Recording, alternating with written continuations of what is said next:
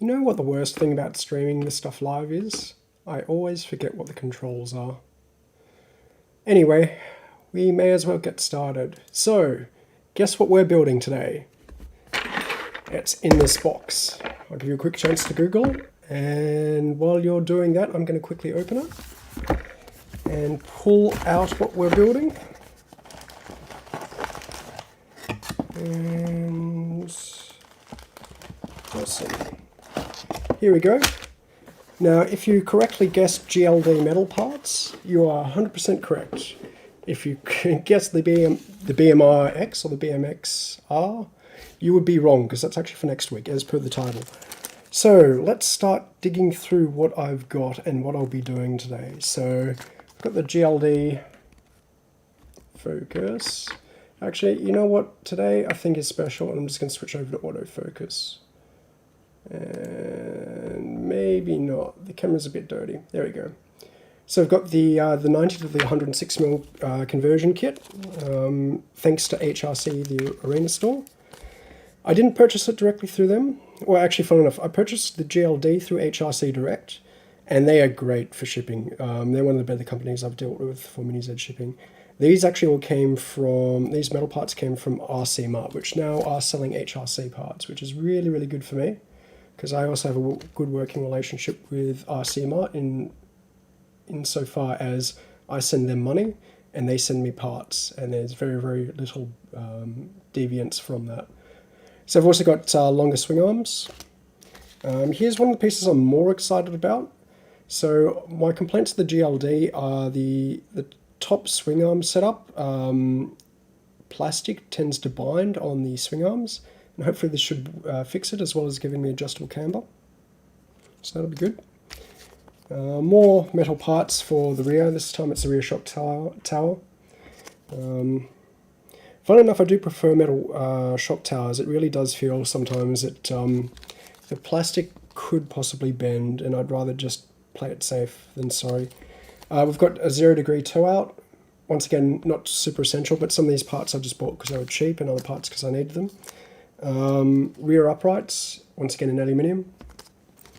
Actually, I've got some long swing arms, but because I couldn't remember what I had in stock locally, I just picked up the official ones. Not really much to comment, they seem good. And I've also got the front steering knuckles, which should also help with a couple of issues on the front end, and a bit of what appears to be bending. So, got my tools here, got my lights set up there and there. Camera's working, weighted down, so if I shake the table, it doesn't shake off there. Awesome, let's get started. Actually, I'm missing something. Points, if you can point out what it actually is. And that would be the GLD itself.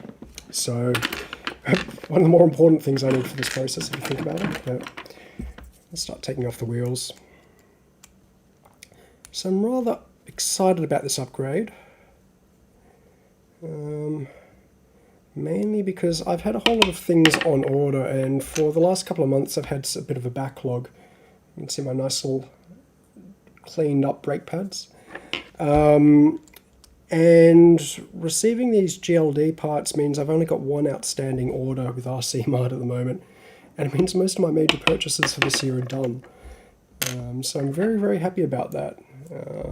Hopefully I won't have an opportunity to spend money for the rest of the year. I say that, but I'm sure I'll find something nice. Easy, easy, easy to spend money. Okay, so the one package I do have on order with HRC, so not HRC, RC Mart, is I've got a Kyosho Phantom, which is a pan car in the 1/12 scale. And I need a motor and a servo, and I'm very, very particular in my motor and servo setup. So the manufacturer of that part ran out of stock internationally, and I've been waiting for them to restock that part. And a trick I've learnt with these fronts, with the rear-wheel drive cars, is you really want to make sure you don't lose a pin by just putting the nut back on there.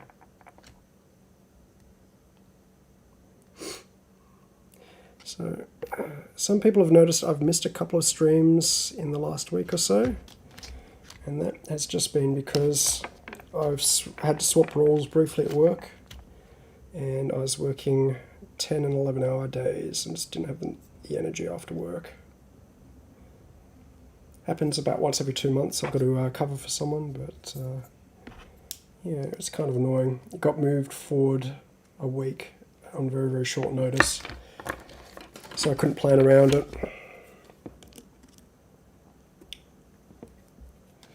There we go. This time I won't tap the nut out.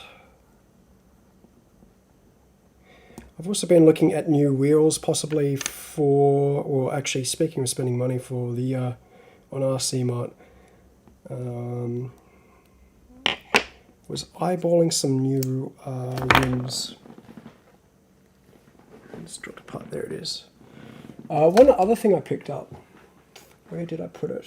There it is. No, that's not it. Ah, there it is. Because I bought 2 of them. I picked up a kit of spacers in all the various sizes and thicknesses from 0.05 to 0.1, 0.2 and 0.3. Now Beaver noted it, and I don't think I really made a big fuss of it, but it is something I have noticed. And if you look very, very, very carefully on there, you'll see a very, very small blue ring just there.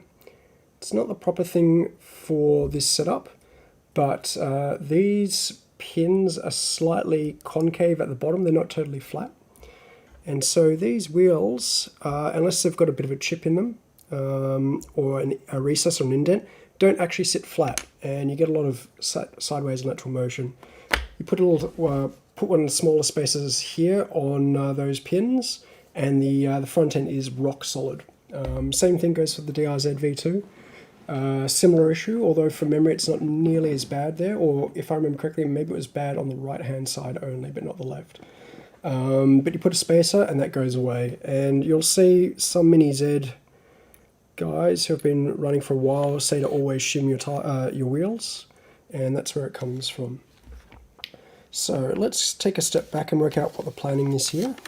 So that's a front knuckle, that goes on the back, that goes on the back. That's another back part, that's another back part, that's front, that's back, because I want to go wide on the rear, that's front, and that's mid and back. So we're going to clean up the front first, and then move our way onto the back. Oh wow, I can't believe there's actually 3 people watching. Welcome to you all. So this is going to be interesting to work out how I assembled it. I mean, I could pull up the instructions, but where is the fun in that? I think it's going to be more important that we don't lose any screws in this process. Oops. If anyone just lost their hearing, I apologize, although you probably can't hear me, so it's all good. Actually, why am I apologizing? That's the number one thing that annoys me on YouTube videos and streaming, is spending 15 minutes apologizing rather than just diving into it and doing the thing. So if you're streaming playing a game, apologizing is not playing the game, and I'm there not for the apology, I'm there to watch you play a game. Speaking of which, some people might have noticed I uploaded some footage of Art of Rally to my channel. I spent a week playing that on my time off, and it was wonderful. I need to really get back into... So I've been very, very slack with my Mini Z stuff as of late. I need to get back into drift practice and spend about an hour a day over lunch doing it. Why is that not coming off easily? Okay, let's see what we can do here. I mean, with these chassis, half of it is how you maneuver all the parts and manipulate them. So I just need a tissue. I assure you it's not COVID. Oh, I still laugh about that. So, for those who know me personally, they'll know I've had a double lung transplant. So for years I've had to do infection control and clean your hands and all that sort of stuff. And people, like, if people coughed, it was really kind of stressful. And now everyone is in the same boat as I've been in for possibly the last 30 years or so. And it is entertaining to see how badly people are taking it.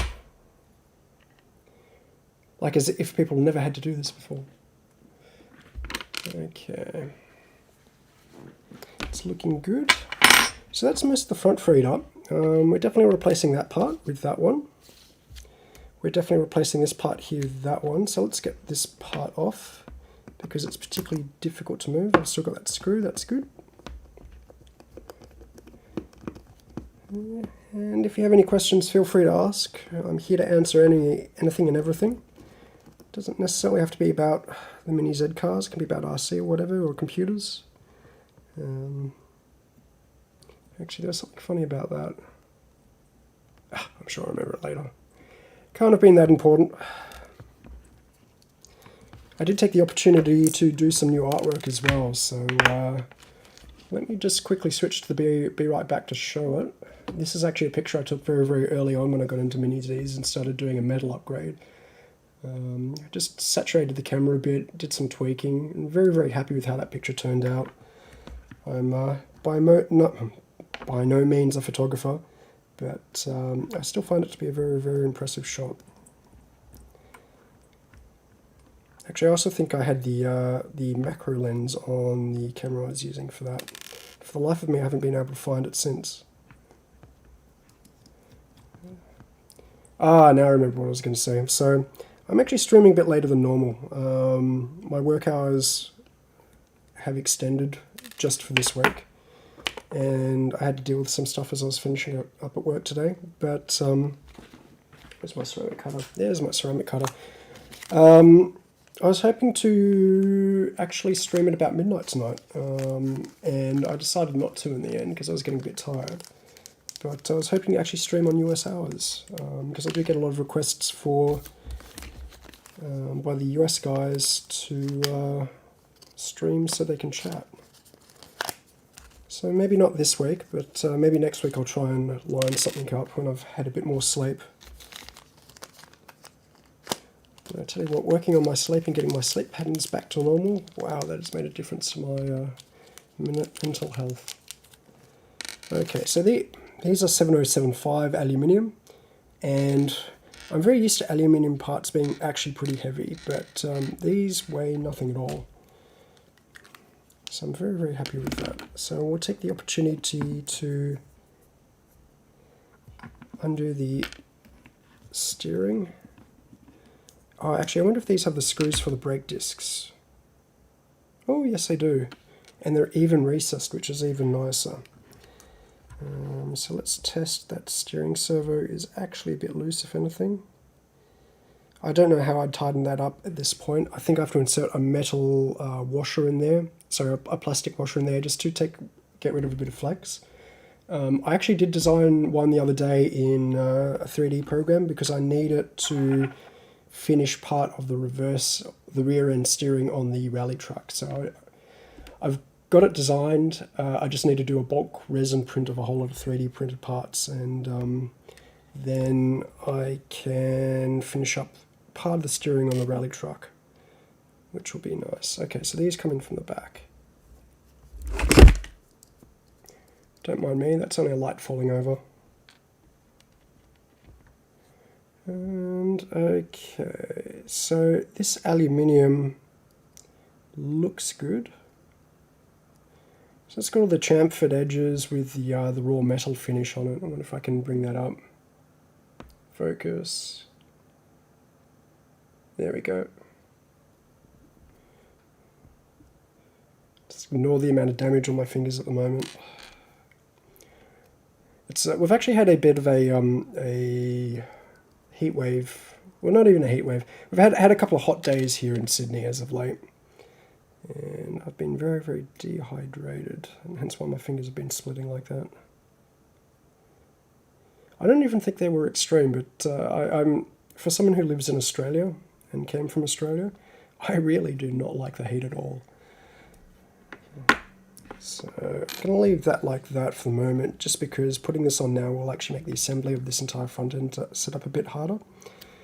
But that does not mean we can't do a test fit and have a look at some of the parts. Okay. So look at our new and we've got the new part at the top, if I can get some light on that, and the old part on the bottom. I honestly don't know how this goes together. So let's do a test fit with some screws and see if we can work this out.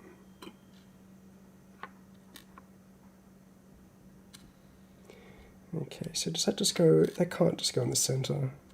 That must go over the top and go flat. Oh, right, because is there an... Okay, so is that a recess? No, that's a bump.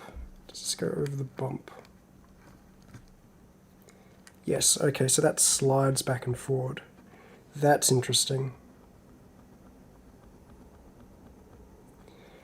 Then those top arms must attach to that, so let's put the top arms back. We have to be very, very careful about the order, if the arms swing back or forward, because I did screw that up last time. So put that in. Now the fact that that swung out is actually a good sign. On the plastic setup it was a bit tough, and I sort of worked around it, but even after doing a lot of polishing and shaving of that, I just couldn't make it work how I wanted it to. And does this go the other way around? Surely one side of this has got a thread.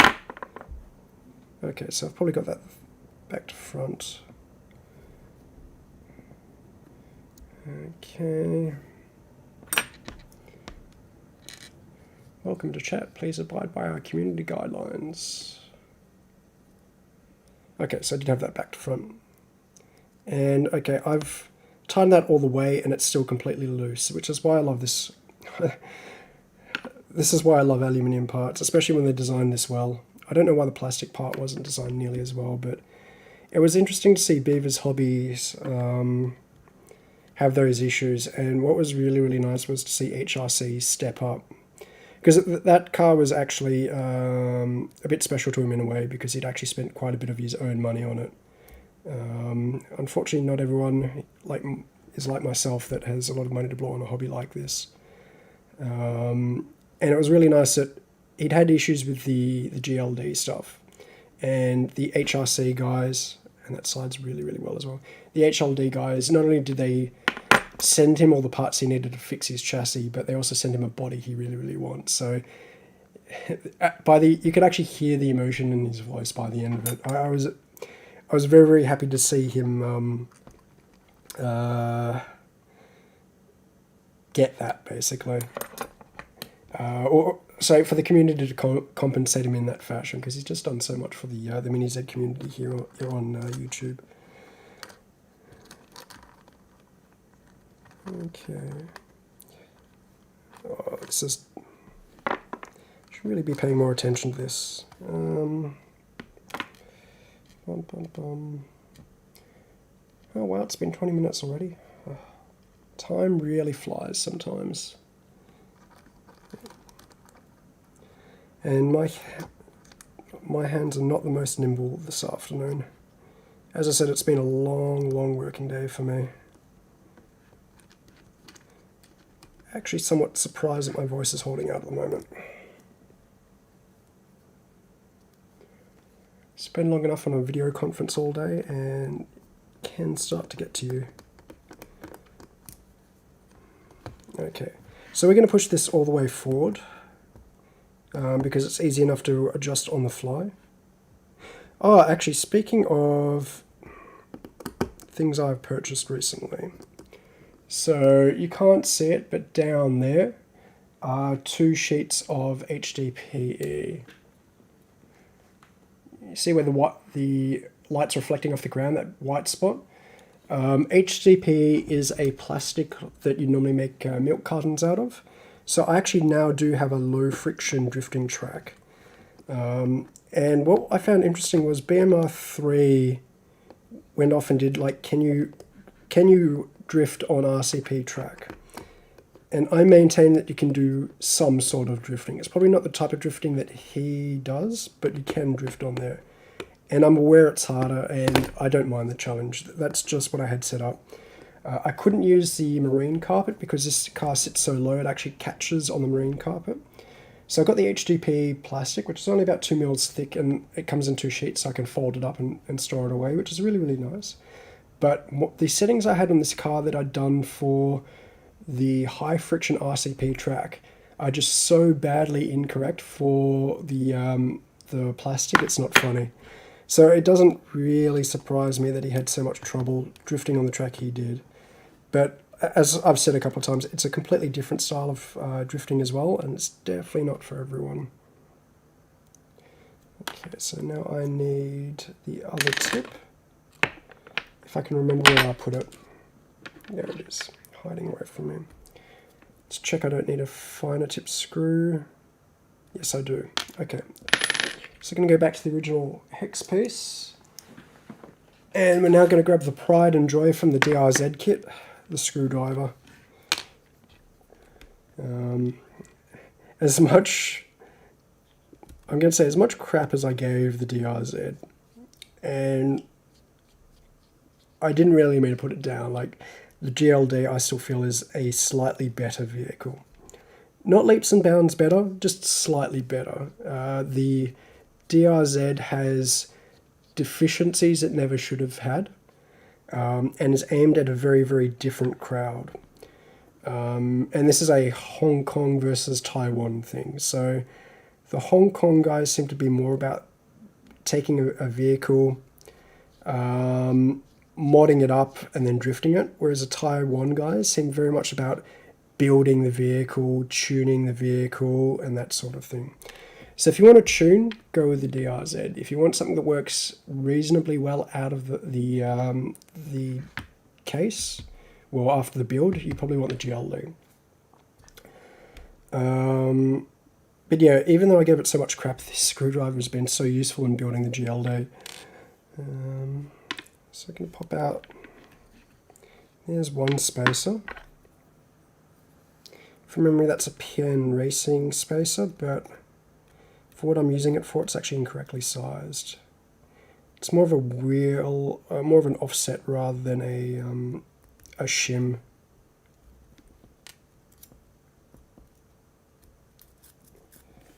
Okay, so we've disassembled the wheel there. We now swap over and we take out all these nuts and we match that up to one of these wheels, like so. And the reason I'm matching these screws before I transfer them across is just in case any of them are a slightly different dimension. I don't think they are from memory, but oh. Now these screw in really, really, really, really nicely. I should probably be using some Loctite, but there shouldn't be any frictional forces on these, so I think I should be safe for the moment. So that goes in the bottom, like so. Oh, that autofocusing camera. I actually need 1 or 2 buttons so I can change the autofocus just with a button push. Now, I actually did go off and get the hardware for a Stream Deck. Not an official Stream Deck, but I've been doing... What the hell, Falchion? He bought the same hardware as me, and I bet you he's testing his Stream Deck. So I've just got to write the software for the Stream Deck. Sounds difficult. I could probably do it in the weekend. It's not as hard as you think if you've done programming before. It's too skinny.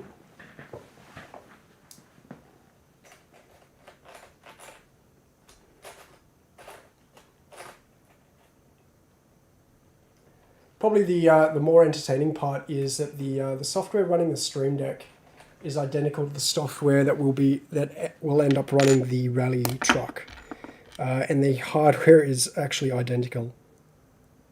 That's too skinny as well.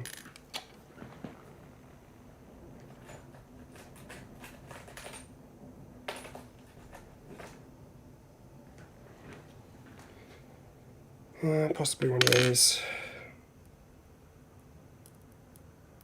No, too skinny.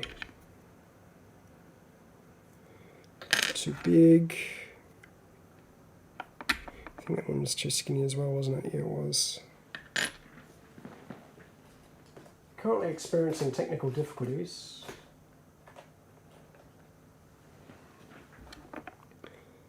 My desk is actually currently filled up at the moment with other projects, so that's why we're filming on this desk.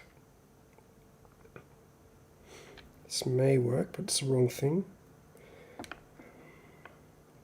I'll leave that there because that's handy.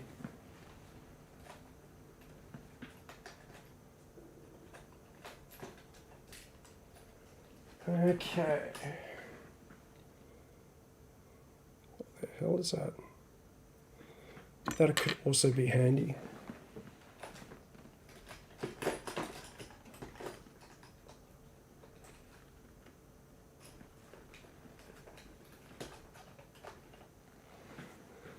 I forgot that this is a very, very weird sized screw head. There it is, finally. Okay.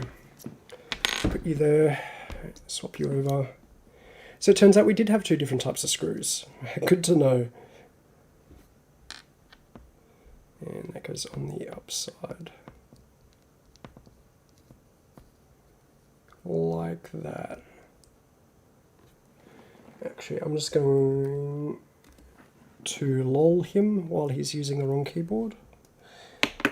Bingo. One of these goes in here. Another trick I've learnt is with the Mini Zs, if you want very, very solid steering, is to actually put a spacer between the two servos. Oh, now that's interesting. Why is that not sliding in? The reason being is if you tighten the screw that passes through the center, it pinches both bearings from each side and actually puts them off center and means they don't run as well. Whereas if you put a spacer in the middle that prevents it from pinching in the middle, what ends up happening is that they stay better aligned and they run a lot smoother and a lot truer.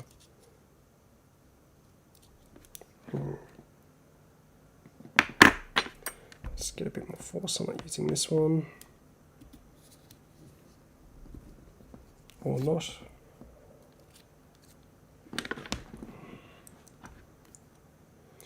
Try this again. I think I just have to get it in at the right angle, that's all. Okay, that looks a bit more promising. So you have to be careful. It is actually possible to damage bearings when you're putting them in. In fact, that's when they're most likely to be damaged.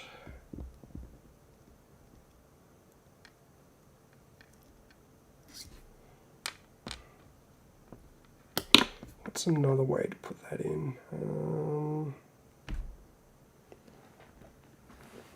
Oh, you know what? Maybe this will work. It's a bit too big, but maybe I can push in the side and get it in. So part of the problem we have here is the aluminium doesn't flex like the plastic does, and so you have to be more dead on with the bearing angling before it goes in.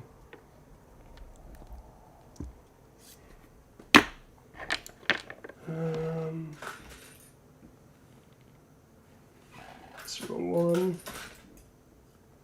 That's better. This is where this is probably one of the few occasions where I do like the Mini Z tools, because they've got a lip on them and they're perfectly sized for the bearings. So if you need to line something up, they're pretty good for that. Oh, and interestingly, this has actually got a cut on the metal down there. So they've obviously thought about the clearance, which is good. And we'll chuck that there.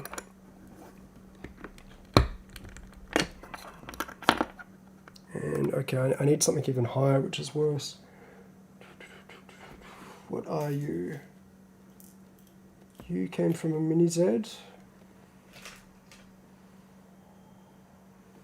You going to work? No, you're not going to. Well, actually, you might work. So this is actually one of my soldering jigs. There we go. Only needed 0.5 millimeter.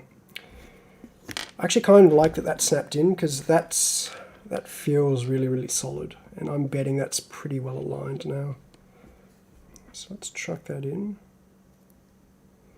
We'll worry about the spacer later. Although if I have a look at it, okay, so this actually places the bearing slightly further apart, so the pin doesn't sit nearly as far in. Let me just bring up the pin so you can have a closer look at it. Can I see it with my naked eye? Probably not. So if we have a very, very close look, so I'll try and hide my fingers because I really don't like the look of that. There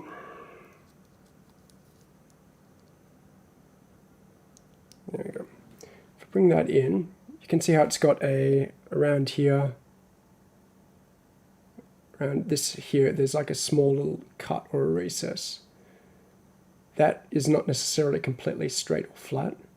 And so you've got to put a shim over the top of that, around that, so that it does, you're sitting on the shim rather than the non-flat but actually curved cutout.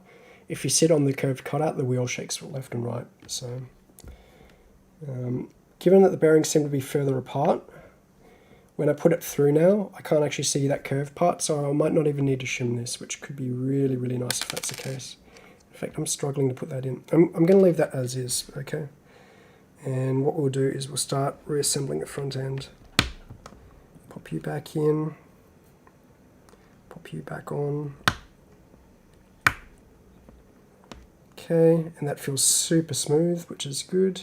Tweezers are over there. Grab the arm at the back, lift it up over the top,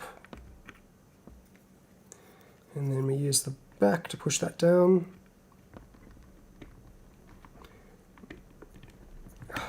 It's actually hard to apply the right directional force on. Might just pinch that with my fingers then. Yeah, that's good.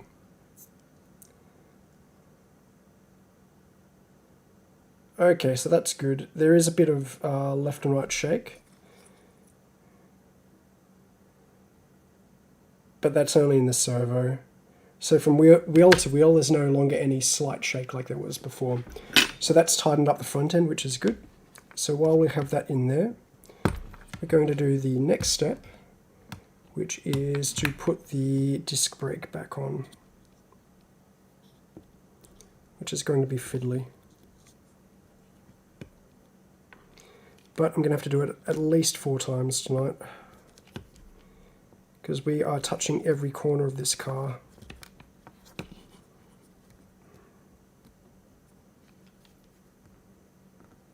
Okay, and we tighten that up. That goes in super well. I've got a feeling that the HRC upgrade parts are the key to making this car great. So I thought the vehicle was good beforehand, but I kind of felt it didn't live up to its maximum potential, like there was a bit more in it. And after seeing these HRC parts, seeing how they're shaped, and the quality of the build, and just how smoothly everything is now running now that I've got some of them in already, these really do feel like the missing piece of the puzzle. Which is annoying, because it means you have to buy extras and upgrade parts to make this a truly great vehicle. Which, for a GLD, it's kind of bad. Ah, there it is. So I just dropped a screw on my lap, which is never fun. And I don't have any spares. Actually, I might have spares now that I think about it. Yeah, like the GLD R has been a great little vehicle. In fact, I've got it to my left here. And I was going over it this morning. Out of the box, that worked fine. GLD, I must admit, was a bit lacking. So, for those who aren't aware, this is my GLR. I've got this in the LM configuration. I need to replace this here, which is the RX unit, and replace this big servo with something a bit thinner. And after I'm done, I'll be very, very happy with this chassis. I'm kind of at the point now where I might actually want to add weight to it, just to add stability. But I think I might wait a bit longer before I think about anything on that front. Okay, so we're going to start reassembling the front end.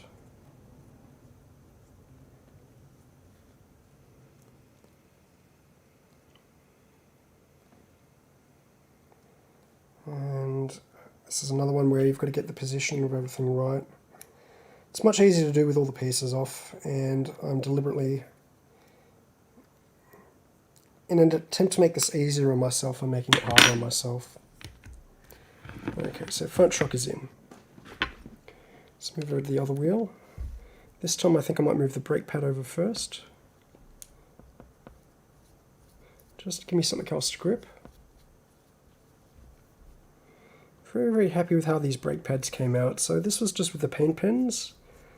And now that it's been more than about a week since that paint's on there, a bit of the gloss is gone. Colours have sort of settled. It's looking pretty good now.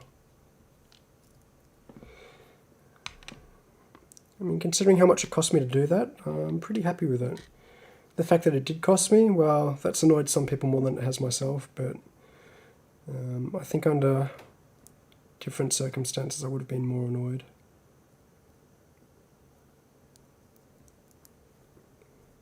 Okay, put my finger over the top like that. Make sure the screws don't fall out. I really need a first-person camera for some of this stuff. Like some of the stuff I just can't do on camera because the way I have to hold things so I don't lose screws is a bit difficult. But one of the interesting things with the plastic of this car was that everything went in pretty smoothly, but it was very, very obvious that if you unscrewed it and then screwed it back enough times, it was going to come loose. I don't get that feeling with the metal at all. In fact, I feel like once something has gone into the metal, it's going to stay there very, very reliably for a very, very long time. So it goes like that. It goes on the top. Okay, I did want to confirm that.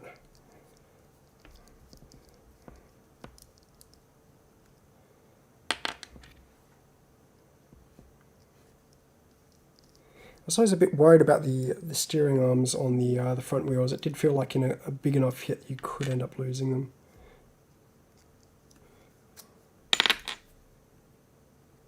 Just fit in, it goes like that, cool. Not a big fan of multiple screw sizes, especially on the same part. If you can, you just use one sized thing for everything. Just makes it so much easier to build these vehicles if you do. Okay.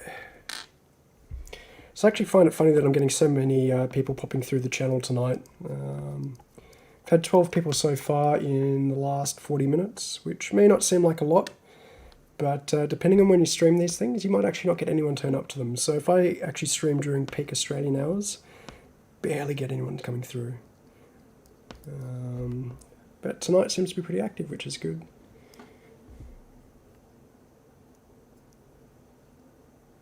Oh, hey Chad, sorry I missed your comments. Yeah, it's one of the ultra tiny screws. I don't know if you're still here, but one of the ultra tiny screws on the brake pad. So sometimes I get distracted in thought. Sometimes that's a great thing. Sometimes that's a very, very horrible, horrible, horrible thing. I've been warned about losing my focus and just getting distracted like that in the past. And that's not coming off because I need to stick a hex bit in the back.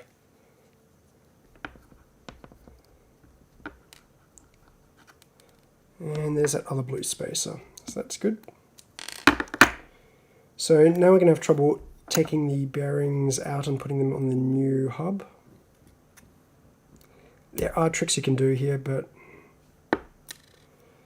normally leave them till you actually need them. This is where a pair of pliers is good because you can push them through and then just let them space out and then grip the outsides. And if it's only in loosely, it just slides back out very, very easily. It can also be very, very useful for pushing in. But as I said, like the Mini Z tools are actually designed, well, I assume they're designed to push in bearings because they're the exact same size, the exact right size for doing so. And they're a very, very useful tool for doing that.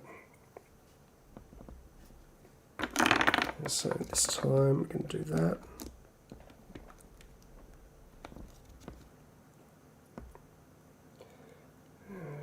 Shake it to the side a bit, see if we can get it to fit in better.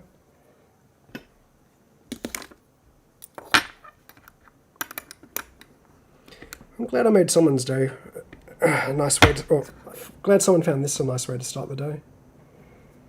Oh,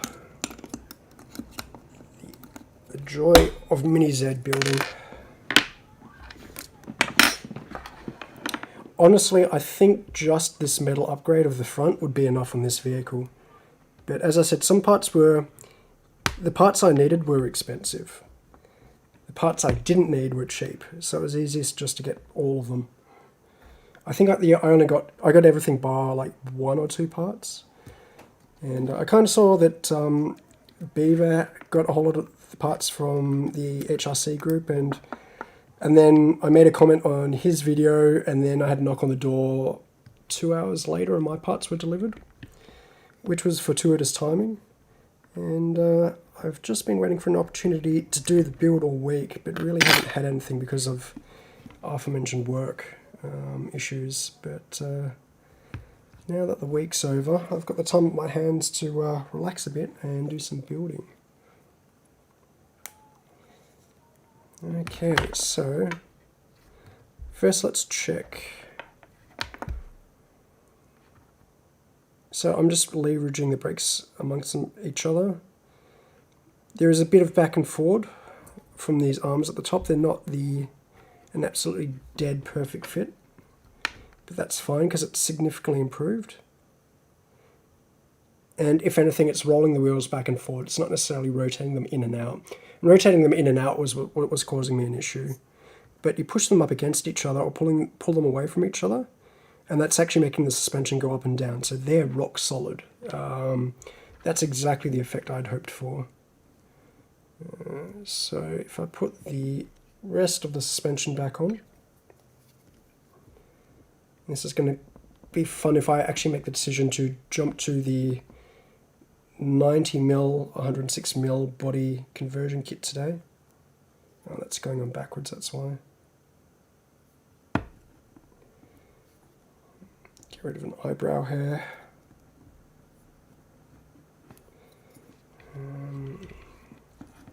God, I really did make the suspension reconstructions difficult on myself. I really didn't want to pull the entire vehicle apart unless I had to. I just wanted to do this in, I guess, pods. So you've got your front pod on this vehicle, you've got your servo pod, and then you've got your rear pod. And the idea was I'd work on each pod individually, then slap them all off and put them on the new body, but I don't know if that's how it's going to end up tonight. So that suspension is still fairly even. We now put the front metal suspension arm on, and we make sure we put that on the right way, because putting it on back to front is actually really, really, really difficult. Like, you can do it, and you'll force yourself to do it, but you end up ruining the plastic slightly. And then I put the front screw on there from the original kit, and there you are.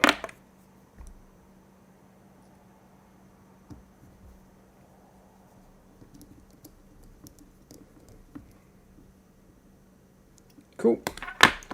That's done. So we now have an all metal front end for the DRZ. Get up close, and the camera focuses. And come on, there we go. There we go. This is why I'm going to leave it on manual focus. Hopefully you get the idea. I honestly don't think it's that entertaining looking at it. I'll get some still macro shots and upload them to Twitter or something. And I think I'm one of the few Mini Z guys who is only on Twitter and not on Facebook. So if you do like this, check the links out below and have a quick look at my Twitter profile. If you are on Twitter, I realize most people aren't.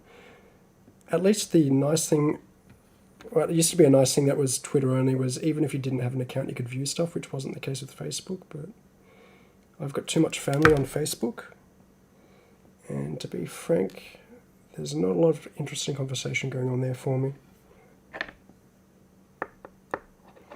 I haven't had the need to sign up for it, so I never actually have. It's probably the better way of putting it. I'm actually in the middle of considering opening a Facebook business account, purely for the rally truck, which I plan to turn into a business. Just need to test that first. Okay, that does need a spacer. Interesting. Well, we can choose our spacers here. I'm pretty sure I only need a 0.2 mil spacer. Yeah, 0.2 looks good. So we open up our box of spacers. We want the small packs. And I mean, I could chuck a 0. Yeah, let's chuck a 0.3 to be on there to be safe. It doesn't matter if it's a bit too wide. As long as I can open this pack without throwing everything everywhere. There we go.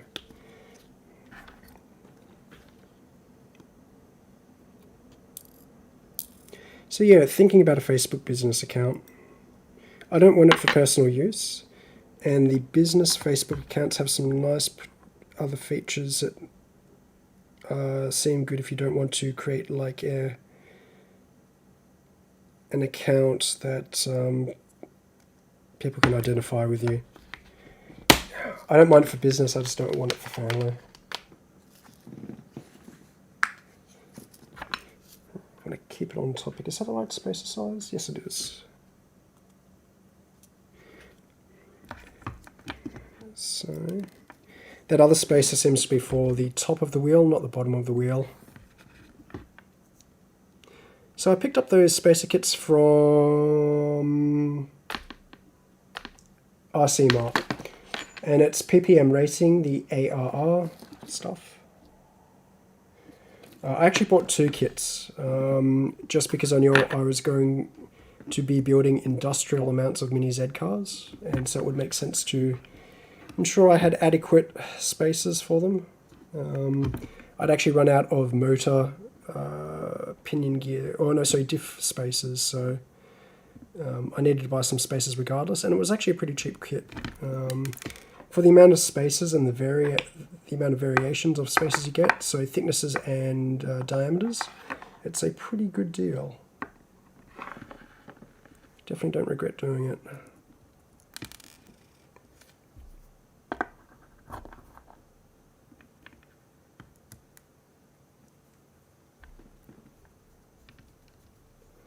Okay, so we tighten it up, not all the way, just till it's finger tight. There we go, that's finger tight. We clamp the other wheel, and then we basically twist it. And there's a bit of movement, but that's fine. Then we're basically trying to see a variation between the actual wheel itself and the steering. Yeah, that's good. That's actually super good. So if when you're gripping the front wheel hub carrier and you hold the steering setup and you twist it back and forward, and you can feel that there's quite a bit of wiggle, you may need another spacer. In fact, I'm not super happy with that. I could probably do with a bit more spacing, but I'm happy to leave it as is. And the nice thing is, if you've got spacers right, the wheel should just, even though it's really, really tight, it should still keep on spinning. So I need a pin over here as well. I'm getting all the views tonight on the YouTube channel. I'm actually waiting for a streamer to come online, and they still haven't, so good way to waste some time. Okay, wheels on top there. Start twisting that. The wheel's rotating, so I should be able to push the wheel down now and lock the entire setup there. And then once it's locked, I don't have to provide pressure on the back anymore, because the wheel will rotate against it. Oh, actually, I've got to put a spacer, don't I?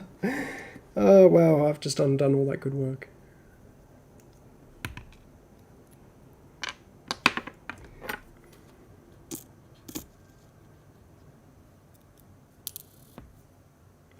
There we go. And over the top. There you go, and down like that. Push that down, spin it till it locks into position. Or not, as it would seem.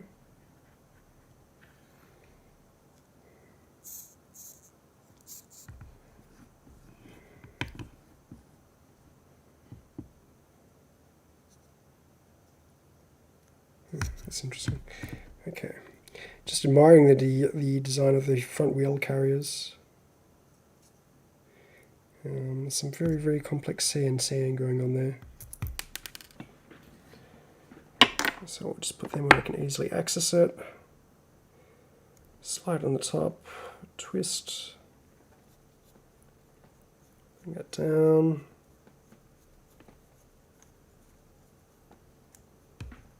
Pull that up slightly and work out why that's not locking how I want it to. Looks a bit better. Well, we'll actually just lock it manually from the back. So these wheel hubs have a hex bit on the back, which makes tightening everything up a lot simpler.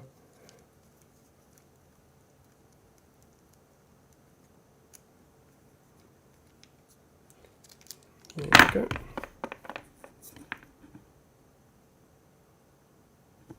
This wheel's still very, very loose.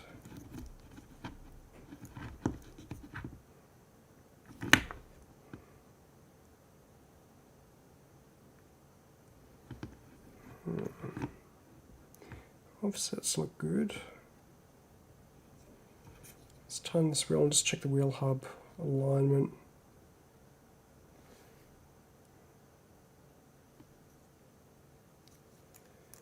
And that doesn't seem the best either. Okay, I'm actually going to put a spacer on the outside, I think, and just see if that tightens it up. There can be a couple of issues. I might be at the bottom of the thread on this wheel on the right hand side and the left hand side, and that's why it's not firming up.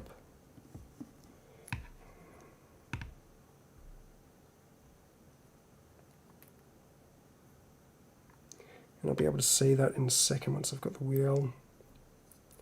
It's not going down properly. Oddly enough, because of the spacer.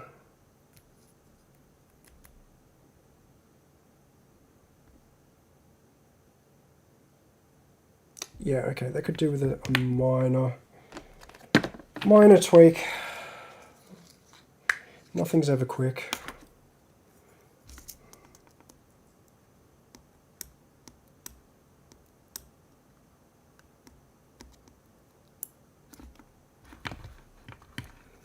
Okay, so we do that, and we put the wheel spacer on the top. There we go. That should space it out just enough to get it straight. In fact, I might have actually had it wrong. Maybe the concave part that it doesn't line up on, is not on the inner side of the tire. It's actually on the outer.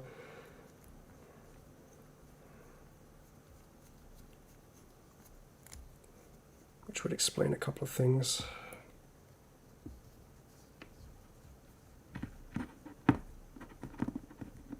Yeah, in fact that feels rock solid now. Okay, so first things first, we fix up the suspension, which I'll just do slightly off camera because it's fiddly and I've got to line up too many parts at once, and there's a spring that goes on there. Makes it even worse. Cool, that's done. Now we reassemble the wheel like that. Okay, good. It's not tight enough. There is even more sway than before.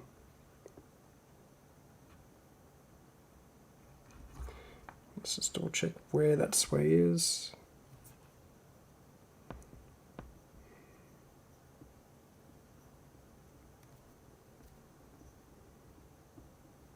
So pulling it in and out is good, but side to side there's still a lot of twist and flex. So that's rock solid. We're going to remove the inner spacer. and undo all our good work. Now when I was doing all that, I was actually careful enough that I've left the spacer on the wheel itself, so going back on should be very, very simple. Okay, good.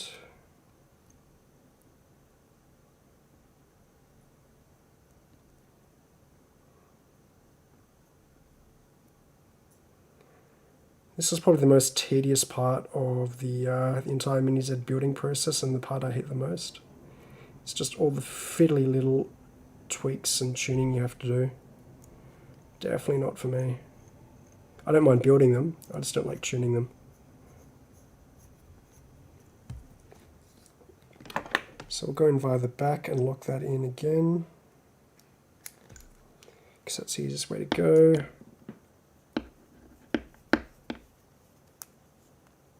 Okay, that's good. Should be able to grip from the outside and tighten it.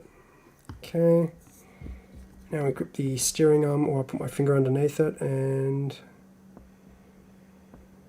you can see in the camera it's still got a lot of wobble.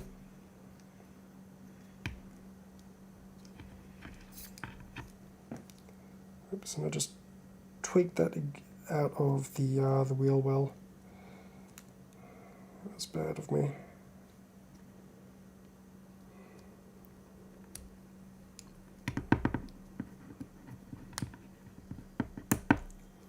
There we go, that's all back in, which is good.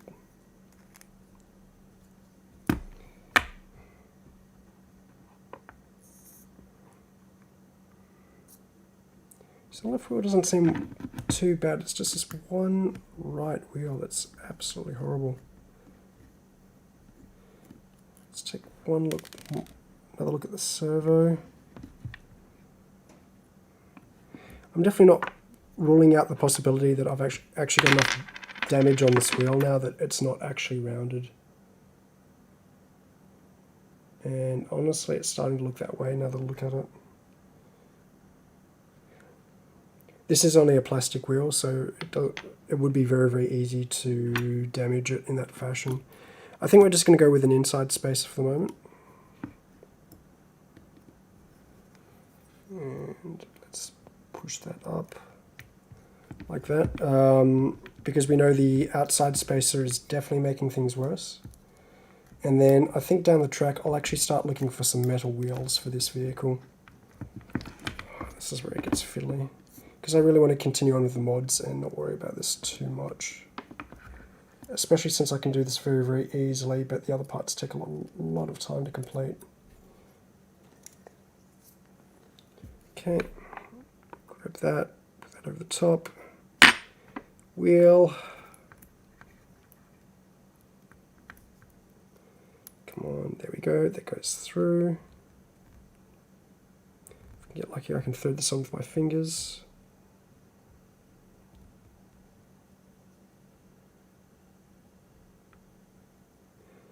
Doesn't look like that day is today. Oh, yeah, it looks like I did. Okay, cool.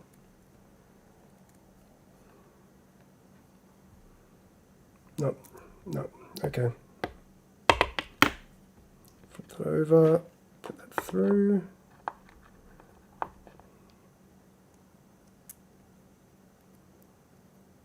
Oh, God. The wheel nuts are not being my friend today.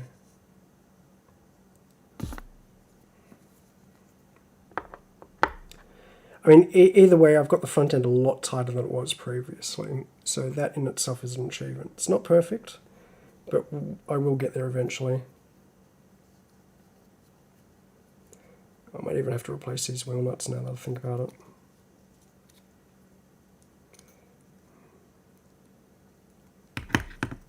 Okay, how's that?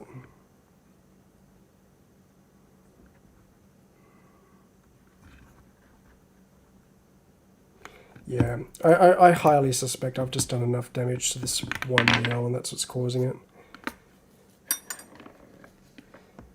Well, I guess I will have to put it in another order with RC mod in that case.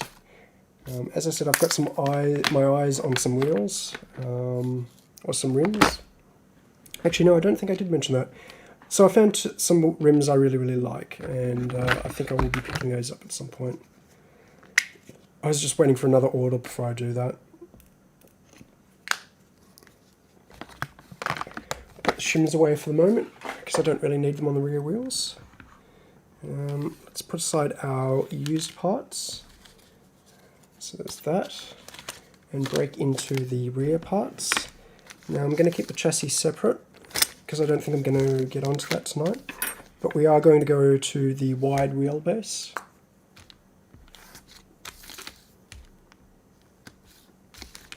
Oh God, I tell you what, I love ceramic knives.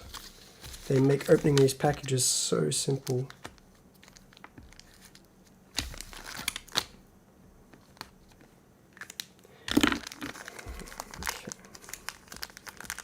Well, I say that and then I realise I've cut too lightly, so...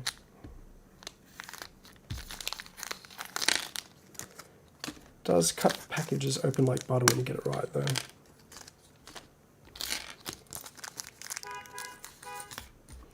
Yep, I heard you. Okay, so that came with screws, that's kind of nice.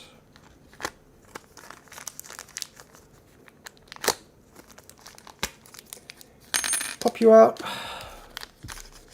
Oh wow, it's 11 o'clock, so it's actually getting to the time I was going to be streaming to for the US market anyway.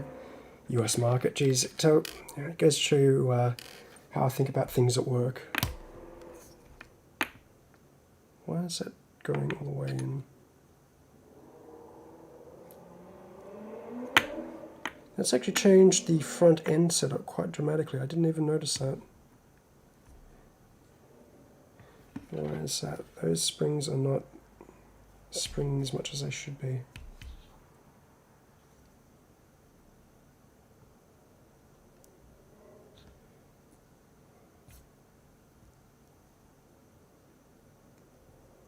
Okay, maybe they've just got less. I'm going to have to tweak that front spring setup, I think.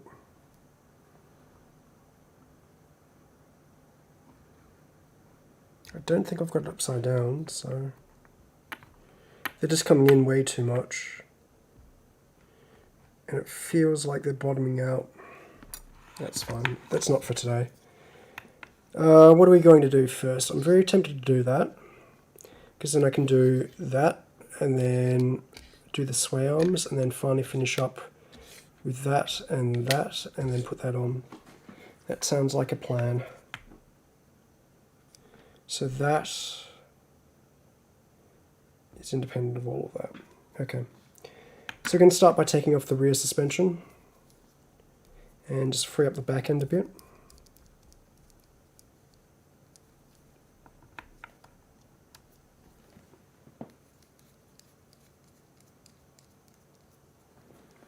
How are we going? So I've been streaming for just over an hour, which is why my mouth is completely and utterly dry.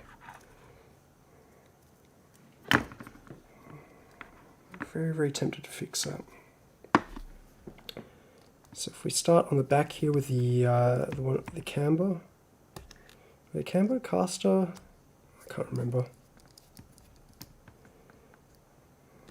The rear toe-in is what I'm going to call it.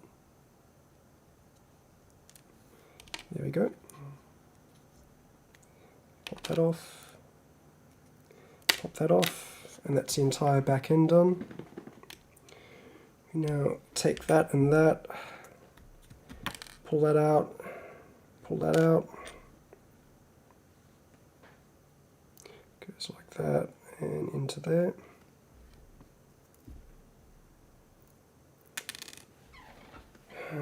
Cool. So that's part one of the fix. Just going to grab a quick drink.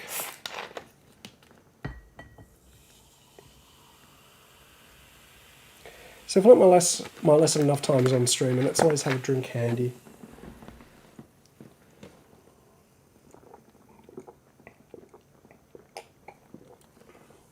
Doesn't matter what it is, as long as it's something you enjoy. Okay, so how does this arm go together? That has a pin on it. This has a pin on it. I'm going to have to poke that pin out. And that went in that way. Cool. And then I will actually pull that out with some pliers after I've removed some of the other parts. So we now swap back to one of the finer. Actually, you know what? I'm going to use this screwdriver just because I know it's the right size. So we're going to put the droop screws in first, so that way we know which way is up. It's actually got a little bit pointing up there anyway. But a little colour doesn't help anyone. So it doesn't hurt anyone. The more visually distinct, the easier it is to work on these things. There's a lot of black on black on black. Now when I'm taking stills, that's very easy to change the colours such that you can see more detail in the blacks. But while I'm on camera like this, I've actually got a bit of an evolving light situation. So when I started, there was a bit more ambient light, and that's gradually fallen off. And so anything I do under one light level actually disappears as the light changes. And I'd have to keep on retweaking it, and I don't really want to do that at the moment.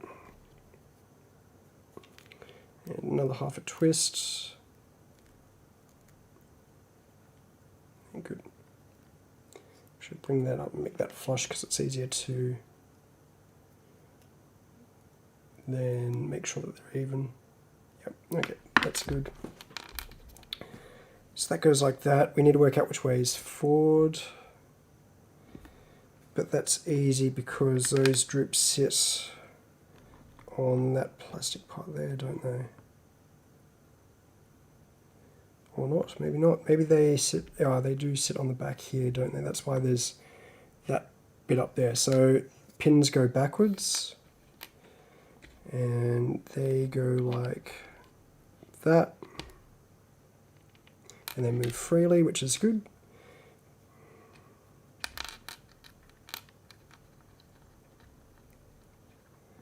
Okay, so we now take our pliers, and I've had these pliers for, I want to say, somewhere on the order of 20 years now. Which is probably older than some of my viewers. Which is scary just thinking about it.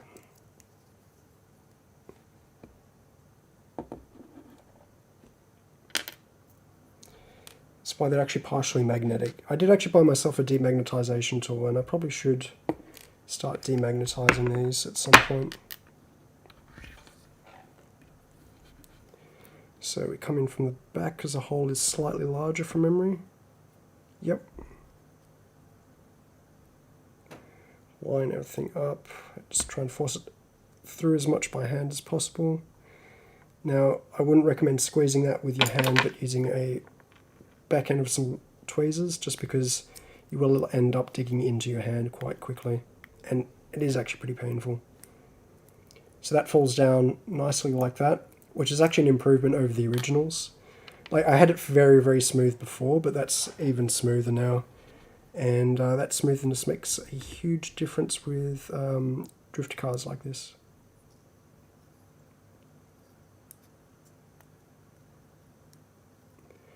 This one, similar, yep, good. So that's a nice upgrade. We're now going to pull out the bearings. And I'm missing, oh, there's a bearing on there already. That means this will pop out easily. There's one. There's two. Oh, I actually had spaces on the rear. Nice.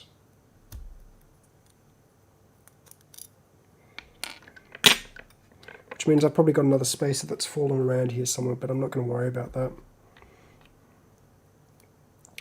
I will just go and put some stuff from my new spacer kit in instead. 1 and 2. Then we remove the brake pads.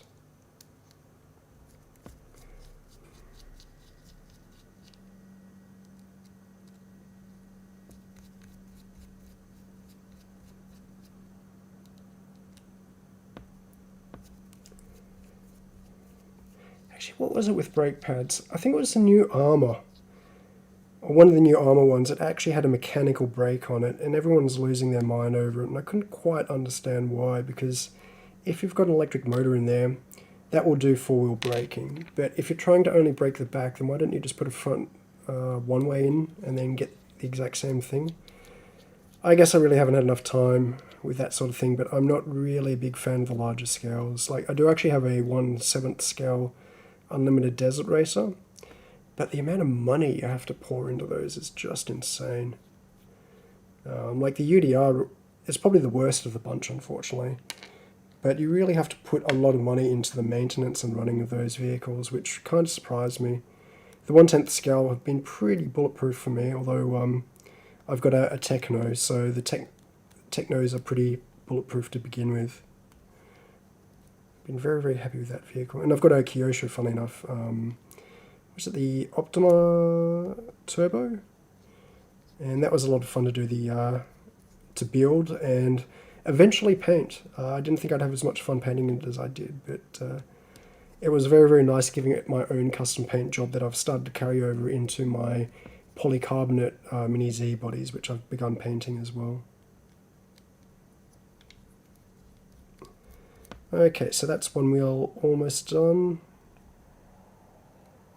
They don't have to be tight, they just have to be flat, basically. That's good. And we do it on this wheel as well.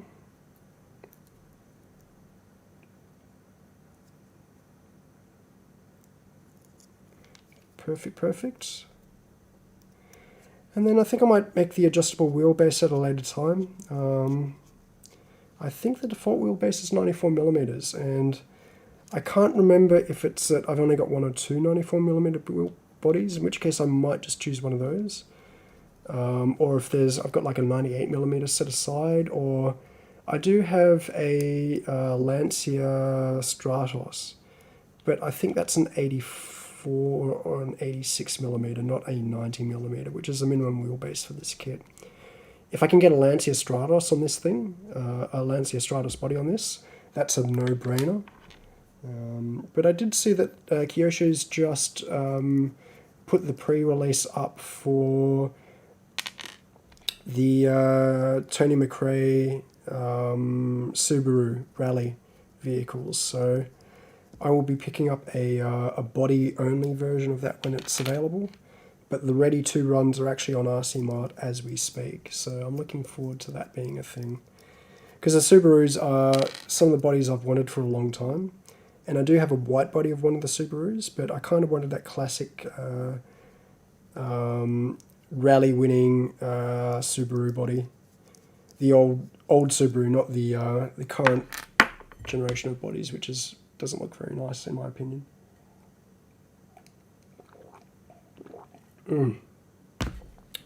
Something else to drink, which is good. So we're going to the larger, longer rear swing arms. Difference is not that dramatic, so I'll line up the top and let them hang downwards. The difference is only about 2mm. There we go. And that's all there is. That's the only difference between the short and the long arms. Goes on like that. Get that straight. Oh, these actually seem like a very, very good fit. Like that bearing was very, very tight on there without a lot of movement. So definitely hats off to the HRC guys, wherever they got these parts manufactured, because they seem rock solid. Yeah, that's a really high quality swing arm. Okay, so how does that go on like that? Okay, so that goes, you know what? Yep. Goes like that. Put that there. That there, and then we get into one of those scenarios where it's a very, very tight and delicate fit because I'm doing this the wrong way.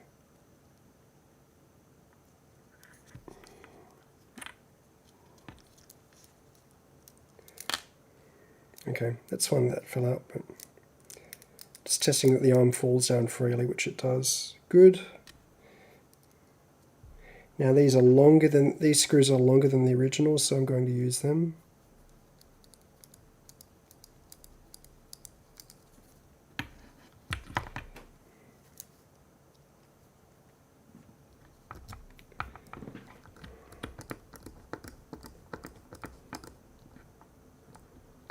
God, that's so nice and firm. That's good. And the arm still falls down. Yes, it does. So it's a great fit.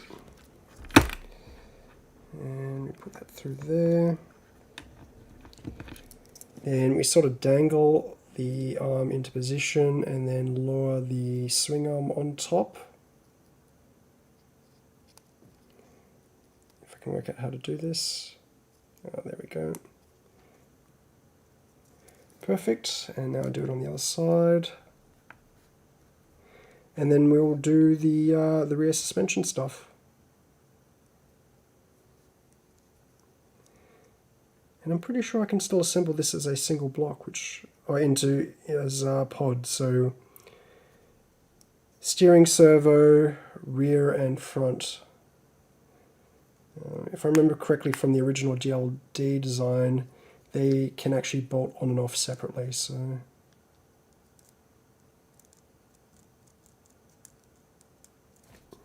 just want to make sure they travel smoothly. Yep, good. So let's pull off the rear suspension block and transfer everything across.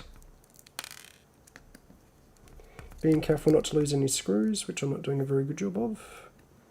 There we go. Goes like that. Now this has a recess. Okay. So unscrew that and make note of which hole I'm screwed into. Second from the end.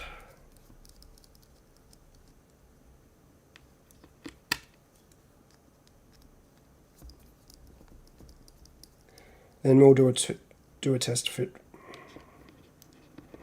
which is actually pretty important.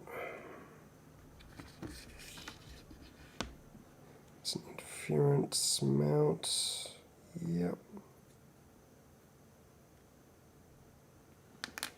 So pretty sure. Yeah, it does go that way.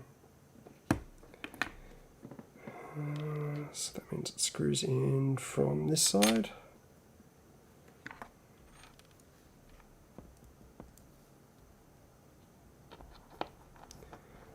So nearly done, getting there.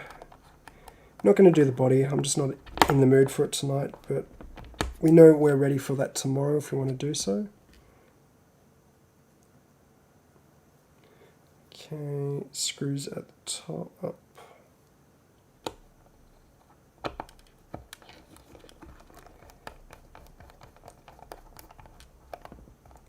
Good. Now we can place this on here. Oh, oops, I've got that upside down. So I can actually see that there's two cutouts, which means that this can only go on one way because there's a cutout for it in the actual aluminium part. So you just have to line it up and clip it on, and it clips on pretty solidly and then holds in there by friction, which is great. And this has sort of dressed up the car just a tiny bit, which is good. The plastic is nice and everything, but boy, do the aluminium parts look a lot more impressive. So I've got one side done, then the other.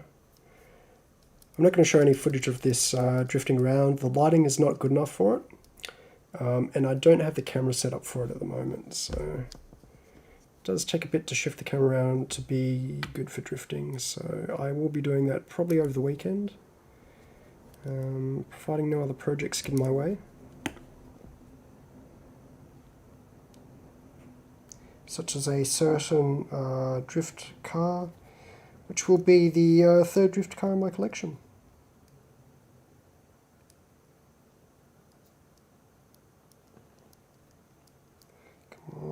screw in.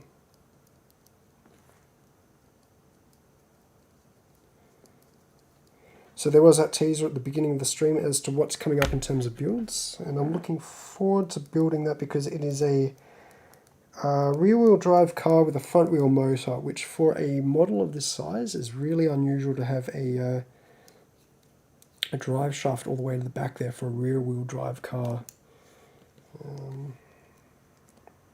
So that's why I like it, but there's some very, very interesting pieces in its design and construction that are very, very appealing to me on a technical front, and I really wanted to get hands-on with it, so I'm kind of glad I managed to locate one of those. Once again through RC Mart. RC Mart really does seem to be expanding their range at the moment, and really making my life a lot simpler. Rather than having to go to half a dozen sites, I can just focus on RC Mart and get 90% of what I want. So that rear suspension setup is good. We are going to put some spacers on the back. We are going to go with 0.2s. 1,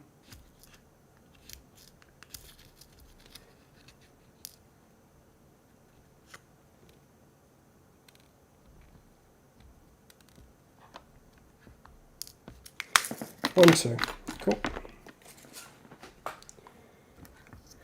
I'm not going to be terribly worried about if I get this right or not. I just want to put a spacer on there.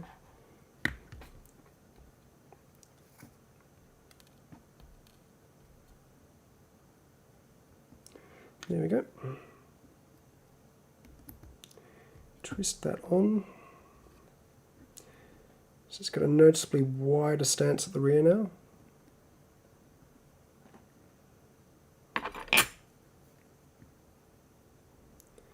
And this should drift like a charm now. Although I took it out for a test spin earlier and it drifted every bit as well as I remembered it did.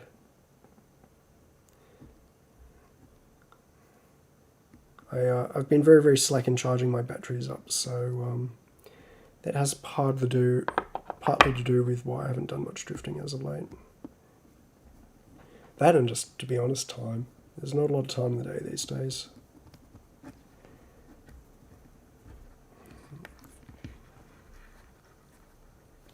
Okay, so first things first, rear end is pretty solid, not a lot of side-to-side flex.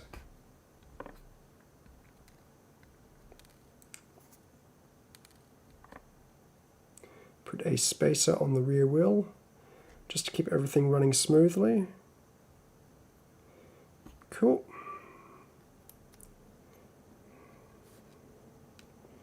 Load it up here.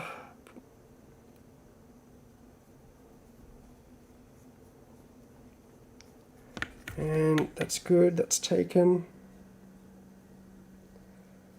So we've actually replaced quite a bit in the car now that I think about it. Like, just look at that. That's everything I've taken out and swapped. And good, like you can just see how well these LF5s slide. And that's it. If you just joined me, unfortunately I'm going to finish up the stream here. I do still have the body conversion to do, but this looks complex and there's no instructions, so I'm kind of at my limit now and need to stop and have a quick drift. So thanks for joining me. Feel free to play back the video when it goes up in a couple of minutes time, and hopefully I'll see you around sometime in the future. Keep on building.